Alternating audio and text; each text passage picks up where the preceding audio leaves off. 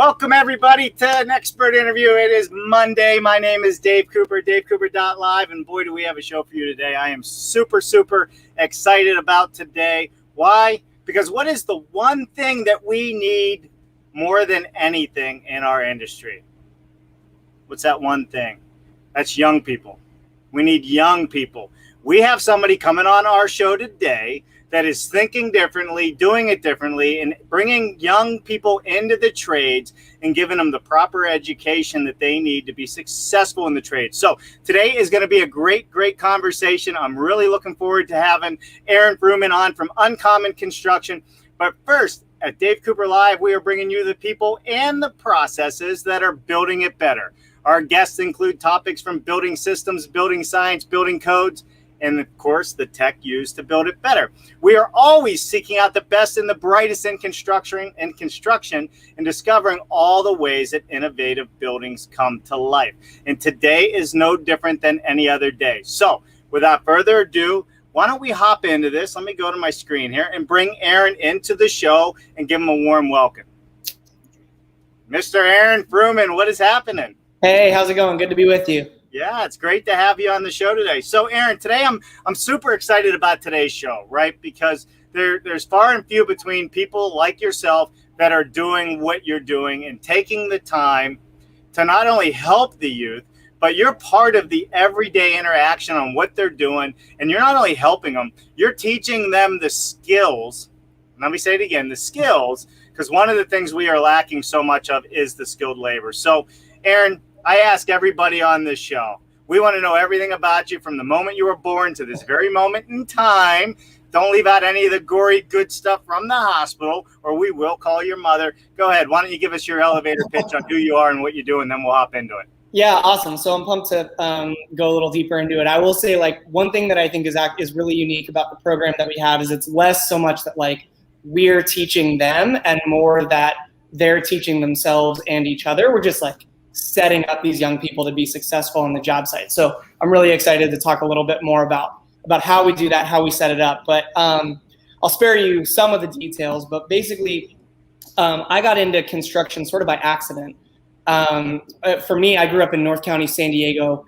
My dad's a doctor. My mom's a teacher. It was never really a question of whether or not I was going to go to college after I graduated from high school, but really just where. So I went to the public university that was furthest away from my parents' house. Didn't really think much else about it.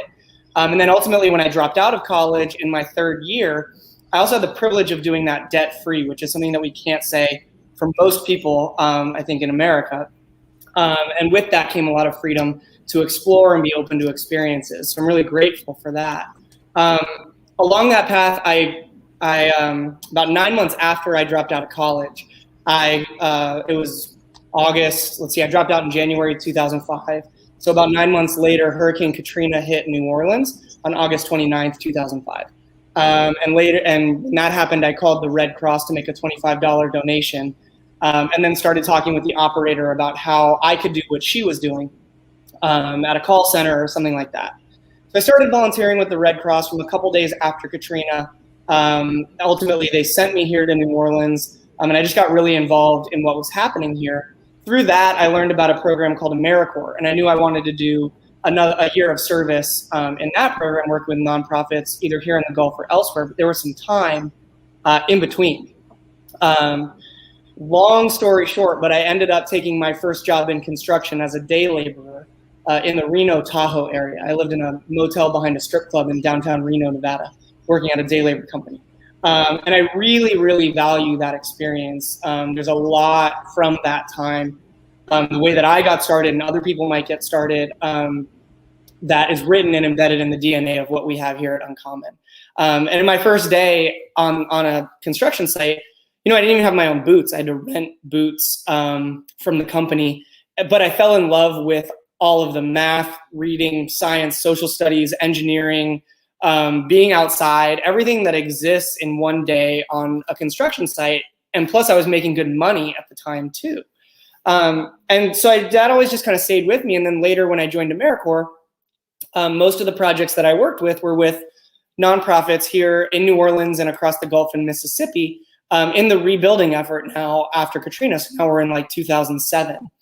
one of those organizations I worked with was Habitat for Humanity here in New Orleans, where I spent about 3 years as what they call a house leader. It's like a construction superintendent, building houses in every neighborhood across town. And really realized that what I loved about that job was teaching people, getting a bunch of unskilled folks together and organizing us in a way where we could get a lot done as part of a team for that day or week or however long they were there for. So then I went back to school at Tulane here in New Orleans, got my degree, and became a teacher through an organization called Teach for America. And I was a middle school reading and social studies teacher, not here in New Orleans, actually in Colorado.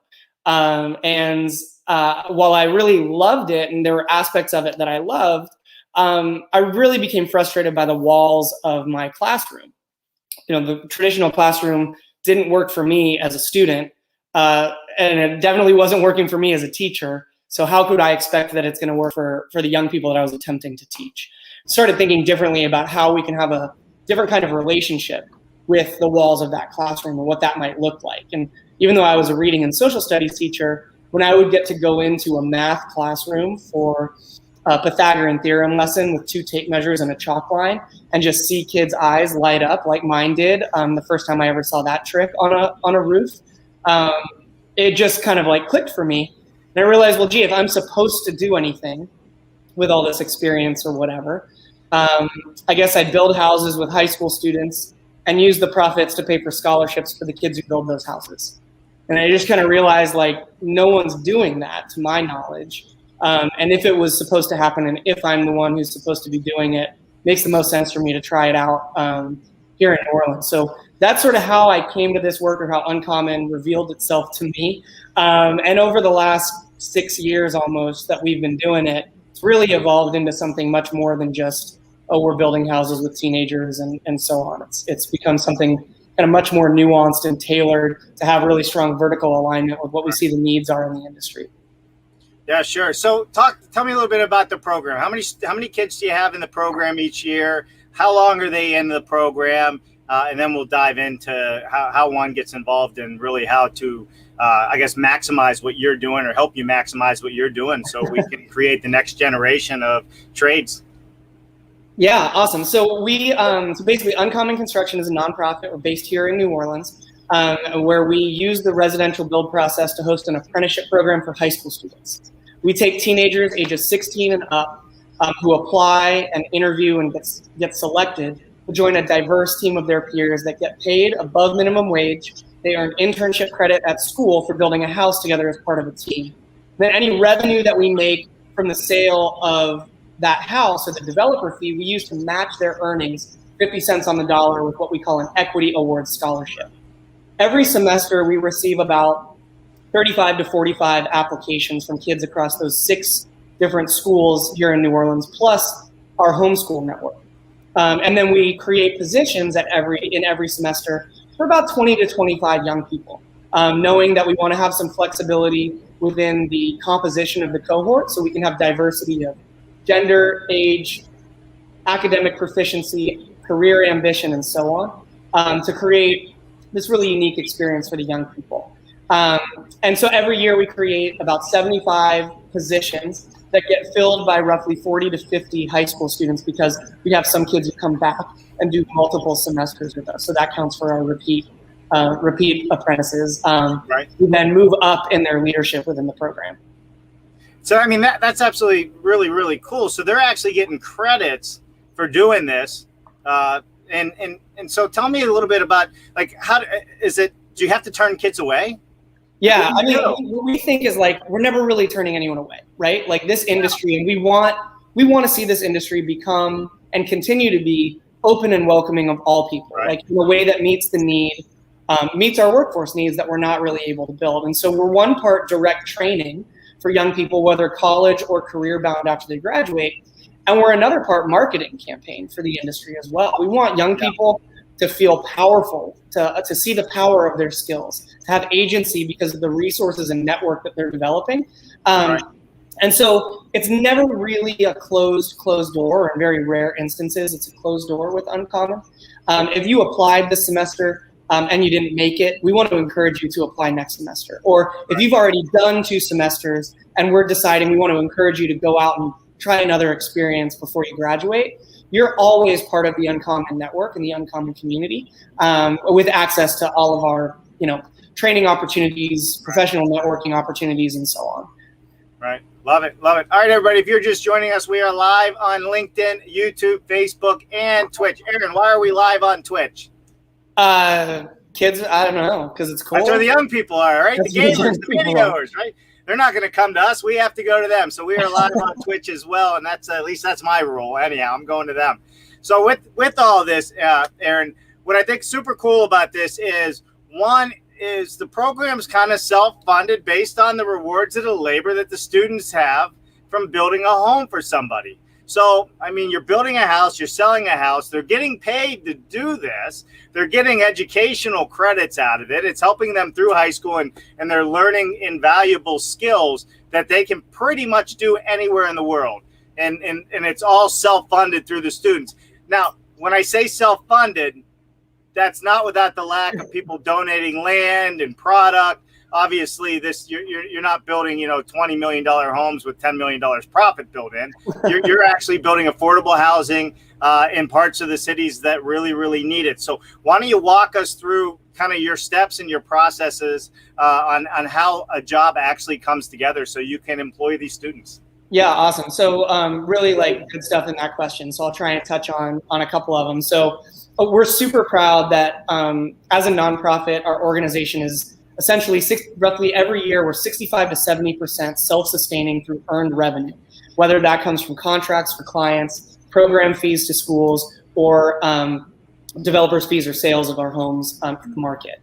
And some central components of our apprenticeship program are baked into the cost of goods sold and those earned revenue streams. So all of our apprentices are employed as W-2 employees. We're not 1099ing anybody. They're covered by our workers' comp insurance, which is why they have to be 16 and up and get work permits from school and so on.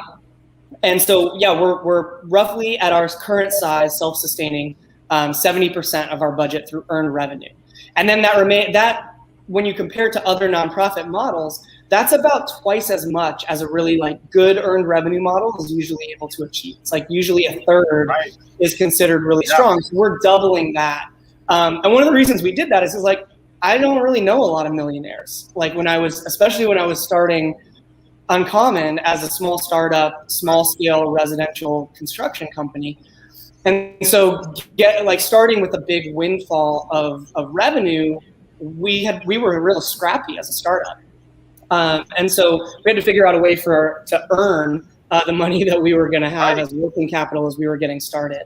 And I loved what you said about gaining these skills that you can use anywhere in the world. A big part of my experience is that my construction skills, my carpentry skills, have paid for me to travel, whether it's through service organizations or doing work with international NGOs and so on. But I have marketable skills that I can use anywhere. And other people will pay to send me anywhere. So I think that's also just something really, really important to consider, that these skills are scarce, not just in America, but everywhere. And then the way that we think about affordability, the way Uncommon builds its houses, we typically build houses, although we don't always build houses. We've done edible schoolyards at local elementary schools as one of our summer semesters. But what is an edible schoolyard? An edible schoolyard, yeah, awesome. So an edible schoolyard is an outdoor classroom. It's an outdoor classroom that has raised flower beds, a covered structure, an electrical outlet, and some plumbing. But it's sort of outdoor, so you can get these elementary school students to be outside. And Edible Schoolyard is another nonprofit program that partners with schools here in New Orleans. And so we were contracted by that organization, by that school, to build. So this is high school students building at an elementary school for a program that will support elementary school students. And we're just acting as the contractor. So we usually build a house because that's the most kind of straightforward financial and curricular unit of measurement, right? But what we build and the way we build the house can happen in a bunch of different ways. We can build speculatively in the market, like a traditional flipper. We can build as a contractor for a client or another nonprofit where they own the land. They're just hiring us as a contractor. And most recently, we built a house through a partnership with a city organization called the New Orleans Redevelopment Authority that has us building a home in the lower 9th Ward that has subsidies attached to it from the city so that we can sell that house to a family earning 80% area median income and provide $25,000 of down payment assistance to that buyer as opposed to just listing it for sale on the market. So in that way, we just sort of operate like a business, right? Like we're not a trade school, we're not a school, we're not your regular nonprofit. We're a business. We're a residential construction company that has training programs and opportunities for mutually beneficial relationships with sponsors, donors, partners, volunteers, the community as a whole. So one, I would imagine politically speaking, the politicians, this is a gold mine for them and it's a win for you, right? I would think working with the city, they'd be all over this, or maybe I'm wrong. We have a lot of really great friends at the city and supporters of our organization. It's tough to find, especially in a city like New Orleans, where the jobs need, the workforce need is particularly dramatic. The number one challenge facing our city and region is coastal restoration and protection. We need to elevate homes, build levees in the face of incoming storms and the climate crisis and so on. And the number one jobs need in confronting that challenge is carpentry and construction, not just on a job site, but superintendents, engineers, architects, designers, and so on. And this is an existential crisis that we have in our city. And the way that we are system adjacent, so we don't receive direct public funding. We're not a state funded organization, we're a federally funded organization. And so we have some autonomy to challenge some of the existing systems, some of the status quo around what a construction program should look like and so on. That really helps us be innovative or exciting around the way that we do this and engaging young people. When we think about challenges that all cities have around engaging young people in meaningful education experiences, work-based learning environments that have a real return on investment for them. It is a little bit of a win-win where we use the term like a lot of other programs don't quite hit the nail on the head in the way that we do. And so, we have really great relationships with the city, support from city council and other city organizations, but also retain that flexibility to act independently from some of the bureaucratic limitations that might come from those. Listen, I mean, just it's a win when it comes down to the cities and everything. Just you're hitting the nail on the head, like you said. You're doing public work. You're employing the youth.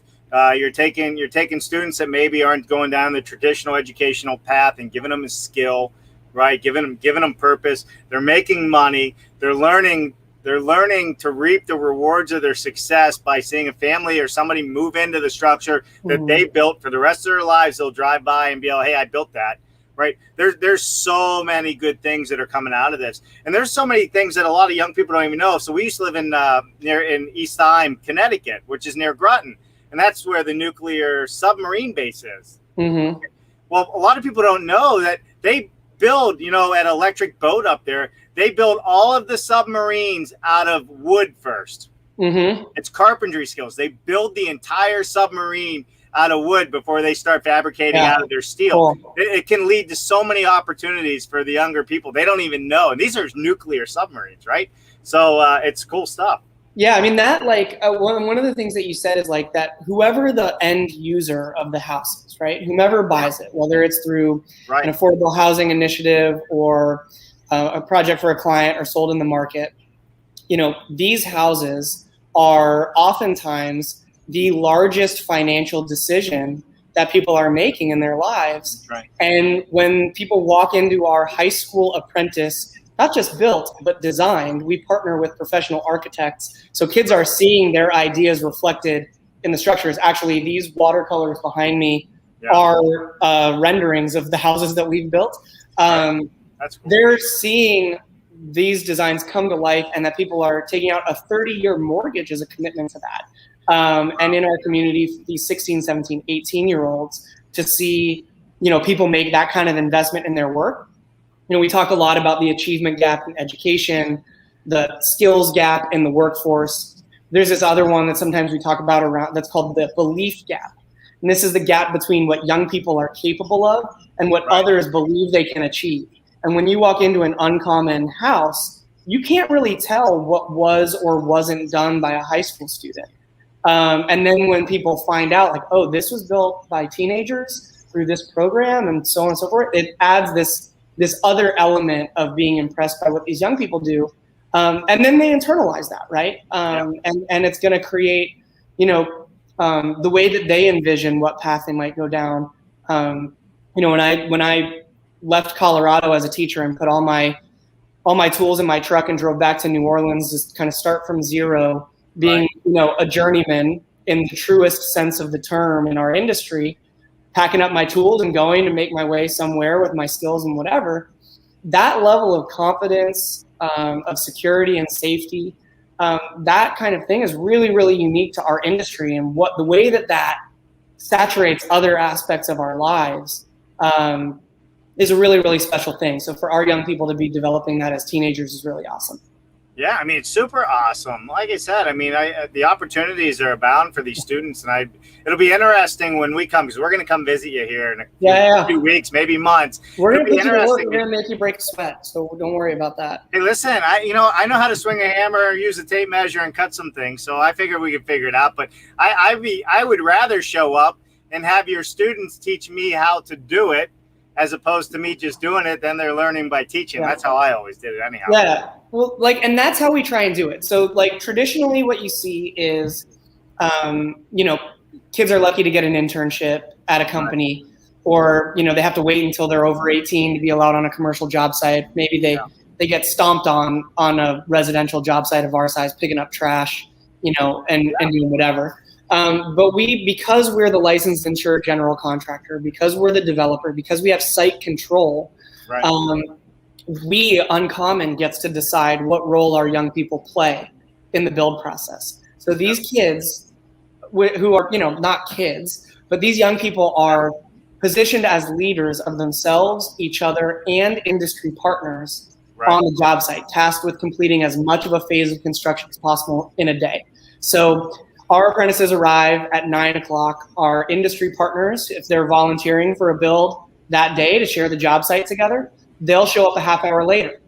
And so our young people have that time to set up the job site, get lined out on the day's tasks, and then when our partners arrive to spend time working alongside them, they get the instruction from the young people. Okay, let's set up our ladders over here. This is what we're going to be doing. And then those industry partners are either bringing technical skills, or they're bringing some informal mentorship through that meaningful interaction that happens when two people from different backgrounds set up their ladders next to each other and spend 6 hours in a day sharing a project. And that's really, really powerful and important. Yeah, I would imagine so. And listen, I think when you say your other trade partners, I'm assuming like electricians, plumbing, HVAC people, they're all struggling. This is an opportunity for them as well to connect with young people that want to work. Because they're all struggling for that. So I could see apprenticeships coming out of not even the carpentry side. I could see somebody saying, hey, I want to be a plumber, or I want to be an electrician. Totally. Totally. No. So we don't have any illusions, right? We're not graduating journeyman carpenters. Sometimes people will say, do you teach them how to read blueprints? Do they, can they wire a switch? Those kinds of things. It's like, we work 10 hours a week with our high schoolers. They get 100 hours per semester of really meaningful work-based learning experience, exposure, awareness. So that they get an idea of what is possible in this industry and beyond. We're about 50-50 college to workforce after they graduate. But there's a reason why when we have our spring hiring fair, our apprentices and alumni are outnumbered 2-to-1 by companies ranging from interior designers to architects to the carpenters union to commercial and general contractors, you name it. And whether, we subcontract mechanical, electrical, and plumbing, right? It's a warranty phase of construction, so we subcontract that out. But we have all kinds of partners and those subcontractors who see this as an existential problem in our industry of being able to source labor.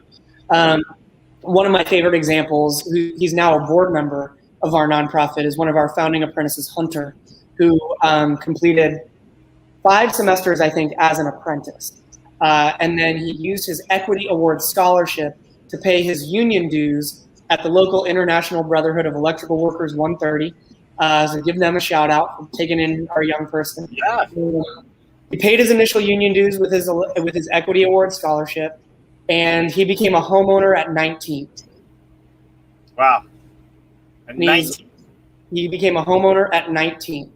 And so he's on his way not only to a long-term career in this industry where he'll make 20 years in the union with enough time to have a second career after that.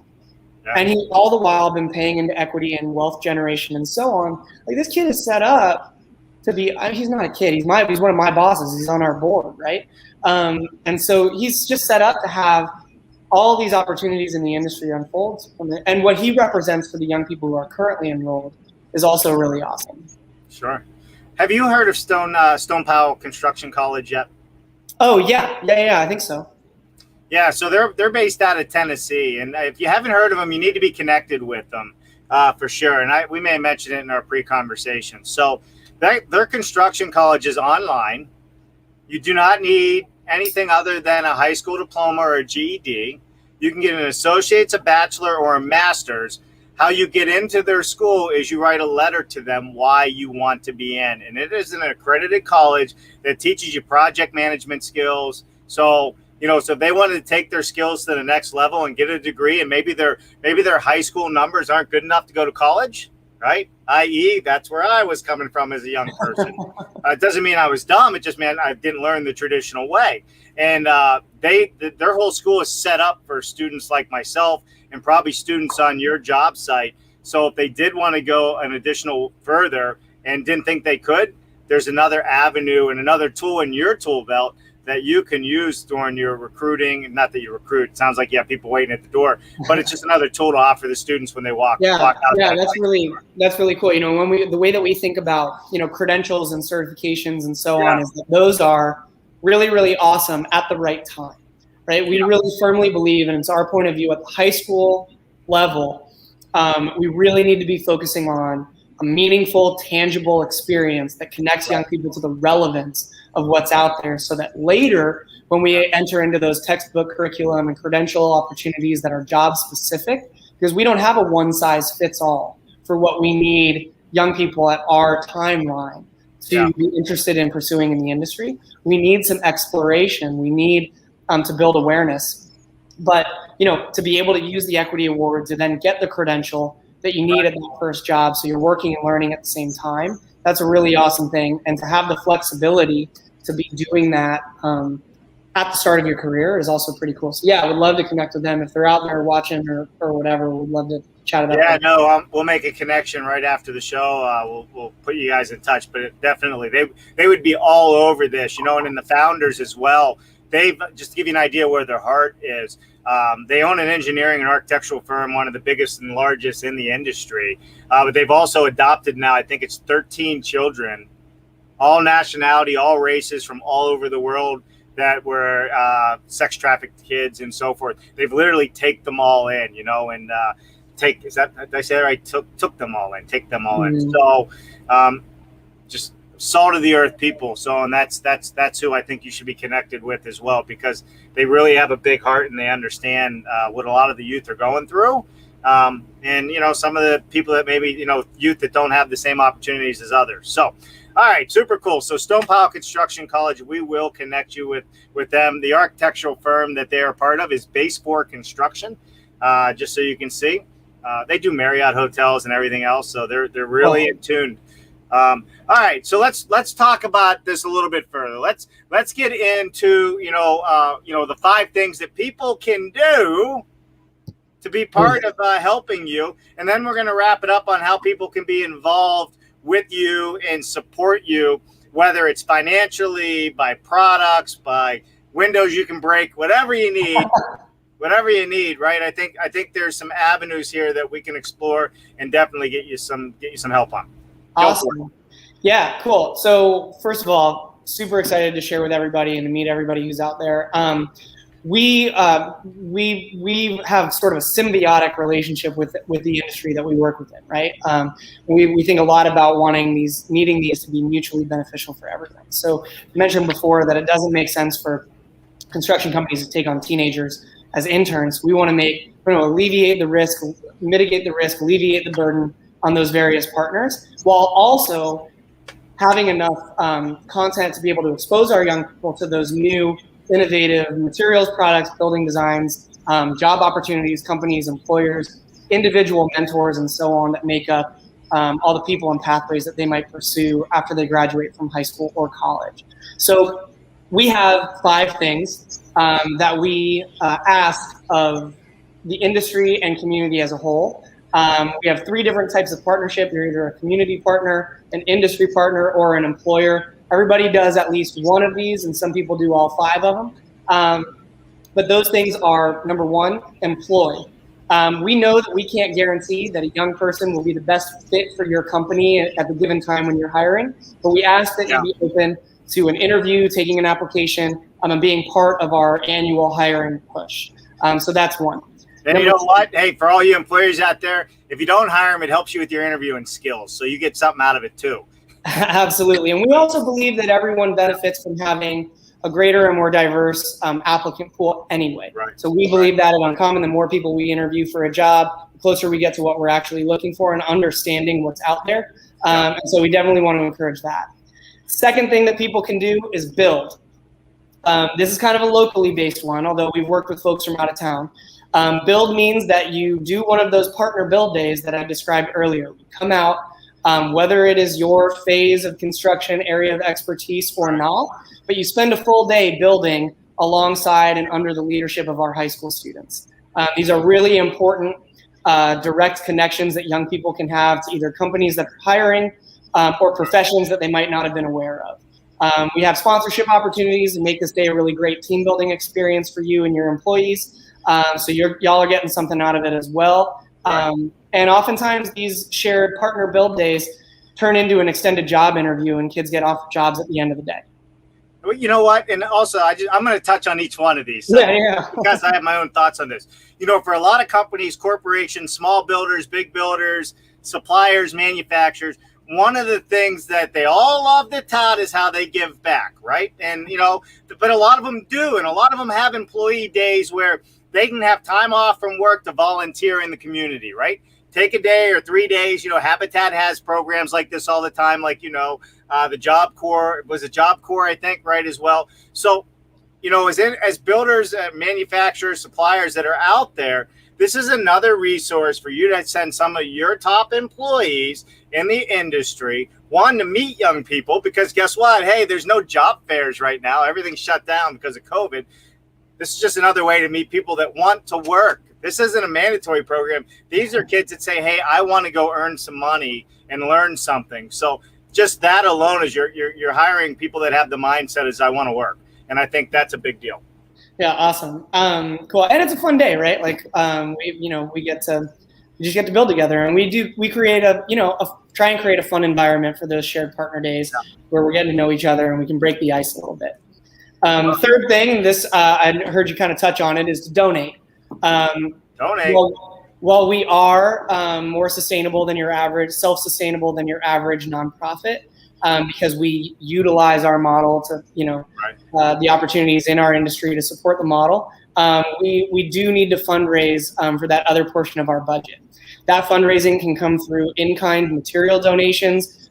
We receive product donations from LP Building Solutions, for example, donating all the exterior siding and trim for our houses. You mentioned windows. Yeah. It's a great learning experience to have broken a window, but it's not always the most cost-effective for the success of our projects. And so having some wiggle room within our materials and so on is also a great to have your brand or your product represented on our build site, because it does become an intersection, not just for the next generation of skilled leaders to have experience with your product as they go into the industry, but also for those industry partners who are coming out for those build days that we just described to get a chance to work with your materials. Well, I think there's that, but speaking in supplier and marketing terms as well, I would imagine your projects get a lot of press when they're finally released and put out there. So tell us a little bit about that. Yeah, definitely. So we work with realtors. We have marketing budget, just like anybody else. We've been featured with national and local and regional publications, industry, and as mainstream as People Magazine. So we're out there, and we really believe this can and should be a mutually beneficial philanthropic contribution that supports your bottom line as an investment in the future of our industry. The next thing that we ask people to do is to meet. This is just a 30-minute conversation. Now it can happen over Zoom or on the job site where you're connecting with a young person to talk about how you got to where you are and how they might follow in your bootsteps, so to speak. These are really cool. It's kind of a low-lift mentorship opportunity that we want to encourage as many people as possible to take us up on as representatives of your company. And then the last one is to engage. And these are those more sustained engagement opportunities that may involve a field trip to your job site, a collaborative architectural design process for a house that our apprentices will build in the community, or something like that.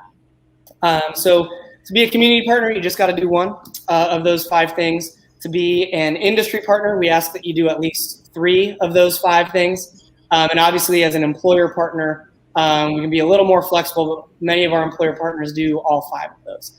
That we understand that's the most sensitive relationship, is being a long-term home for our young people, being that entry-level employee that you're excited to invest in the long term. Yeah, I mean, absolutely. Why wouldn't, I mean, to me, all 5, if you're a manufacturer and employer, this is a great thing. It's a great way to give back. And I'd be willing to bet if you got out of your office and spent the day on the job site or several days on the job site, you'd have a great time. You'd learn something. And it just feels good to do something other than sit behind a computer and a desk. I know that firsthand. I'm dying to come out there and have some fun, working with the youth and doing those things. So, all right. So those are the 5 things that people can do. What else is there that, from a message perspective, Aaron, that we want to get out there to really get people motivated and understand the value of all of this? Because we talk about it all the time. On this show, I pump like you and Stone Powell College, and we're on Twitch, even though we don't get a lot of them interacting on Twitch. But I think sometimes, younger people maybe get a little bit more reserved because it's, we have a lot of, higher level people on this show. But they're starting to engage. We need more youth in it. You're doing it in a way that is almost self-sustaining, and that's what's super cool. There is a way to do it, and I think why don't you tell us about the partners that are helping you? You said LP Solution. Let's talk about the people that are helping you, because that always gets other people riled up. Yeah, so we can get a little friendly competition here going. So I think, there's 2 things I think that make the most sense to touch on. One is, we believe in on-the-job training as our model. So we spoke a little bit about how we feel about credentials, but we focus a lot more on what are widely called soft skills. In our curriculum, the way that we put soft skills in context of on-the-job technical training is really something that's unique to our program. So would love to share more about that as we connect after this. We have sort of a badging system to represent student achievement and whether they're college and career ready and so on. We look at soft skills that young people need of, problem solving, professional attitude, teamwork ethic, and so on. These are things that are true in every industry, but especially in construction. And these are a central focus of the apprenticeship program that we have at Uncommon. When we think about how you at home, wherever you are and whatever your position is at your company, can support this effort, we're in a big growth year. There's a lot of opportunity for us to grow. We don't grow and scale by becoming the biggest home builder in New Orleans, right? We believe in the power of a lot of small, highly effective programs to solve these big, complex problems in our country. And so we envision a world where every job site in the country has someone on it or connected to it who has engaged with Uncommon Construction, either as an adult mentor or a youth apprentice. And you can make that happen by supporting generously financially or through corporate sponsorships. LP Building Solutions, we talked about them already, generously donate this really high quality smart siding, siding and exterior trim for our houses. They've also donated some tools that we can use to install that material. One of our biggest corporate partners that we're super excited about is Wolverine Boots. They donate your first, Wolverine is like, we love Wolverine so much.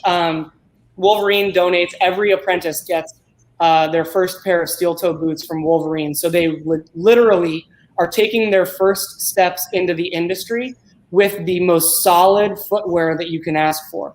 We're super pumped about our relationship with Wolverine. There's some cool stuff happening around there, so definitely stay connected with us around that. Really excited. We've had, Grace Ice and Water Shield donate some weather barriers. Lowe's, our local Lowe's stores, have been really, really awesome regionally, collaborating with their stores budget across our region to donate and come out for partnering build days. Right. Local and regional commercial general contractors are some of our biggest supporters. But we're excited to expand, to replicate in your community. If you think an Uncommon Construction could meet the needs that you're experiencing in your local community and whatever's happening there, either in the housing, workforce, education, or some kind of combination of all three of those things, if we hit the nail on the head where you are, we want to connect with you and talk about how we can collaborate and get things started there. So you're looking to expand your program. That's what I'm hearing, right? Well, it's not even necessarily that we're looking to expand. It's that we've in the last 5-6 years since we've been developing this, right. It just becomes very clear that the problems, as we understand them, student engagement at school, workforce needs in communities, housing opportunities in growing cities, and workforce needs in those cities, as well as what young people need as they're taking their steps from education to employment. These are true. These problems exist across the board, and the way that Uncommon has become designed over the last several years to meet these challenges, there's opportunities for us to scale, replicate, grow through these small, highly effective programs, and what those programs can represent, not just through the direct young people engaged in the program experience, but also, you see a teenager who's covered in paint showing up at school because they have Uncommon at the end of the day. That communicates something to the other young people at that school who might only be hearing a certain narrative from the adults in that building. Yeah. No, it really does. That's super cool. Aaron, I love it, man. I think this has a lot of legs. Your success already is showing that it has a lot of legs. I'm looking forward to hopefully be a part of promoting you guys and continuing this conversation forward and, pushing people to this, because I think what you're doing in Stone Pile, people are really starting to take the lead on this and look at education and unconventional, not the normal educational route to bring people into our industry. And I think that's hugely, as we say in the modular industry, thinking outside the box, right? So I love it. I absolutely love it. All right. So we gave a shout out to the vendors. We gave a shout out to, what you're doing in the students, and how they're getting involved. Is there anything right now that you need more than anything else? Anything else that we can help push the message for you and get it out there? We're at 47 minutes. So, spot on, man. You nailed it. Am I missing anything? Well, you said it right as I noticed what's scrolling at the bottom of the screen. So you can help today by going to www.uncommonconstruction.org/donate, making a generous gift of as little as $10, as much as whatever more than that you're able to give. You can also send a check to Uncommon Construction, P.O. Box 791-438, New Orleans, Louisiana 70119.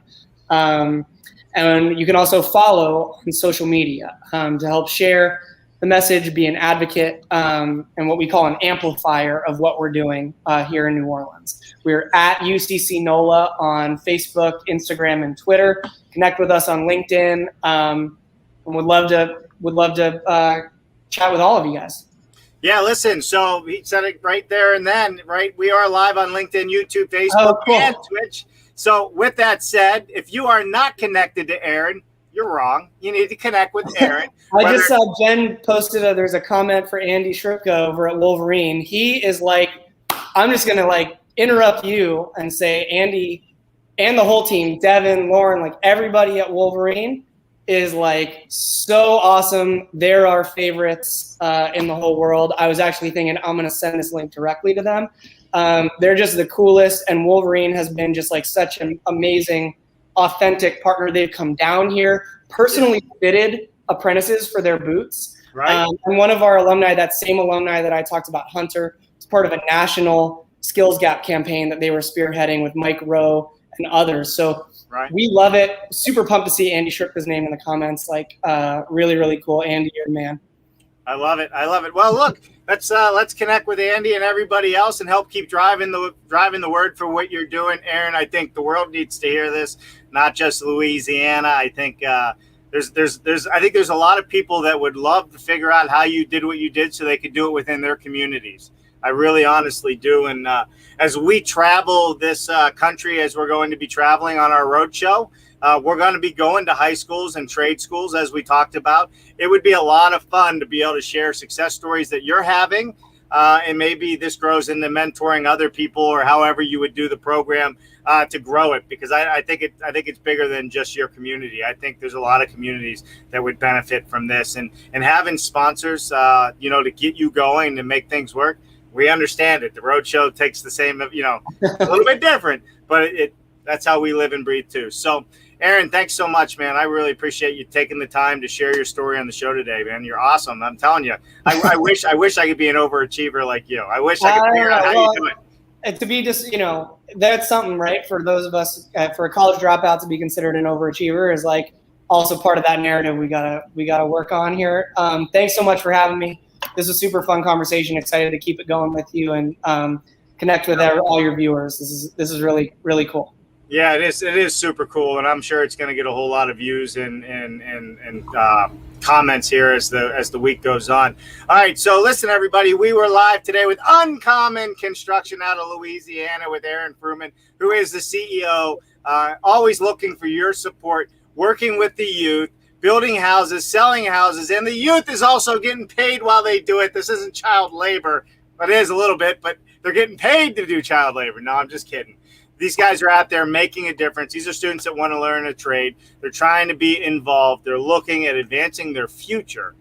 These are teenagers looking to advance their future, and they're learning a skill. And Aaron Frumin and the team at Uncommon Construction is giving them a path to success. They're starting that path for them to give them the skills they need. If you're out there and you're watching this and you're not part of it, or you want to be part of it, that's probably the bigger thing to say. You want to be part of this. I want to be part of it. We're going to keep driving it forward. Aaron Frumin, Uncommon Construction. Please like and follow. All right, Aaron. Cool. I don't know if I can blow your head up any bigger than that. Yeah. Amazing stuff. Thanks, guys.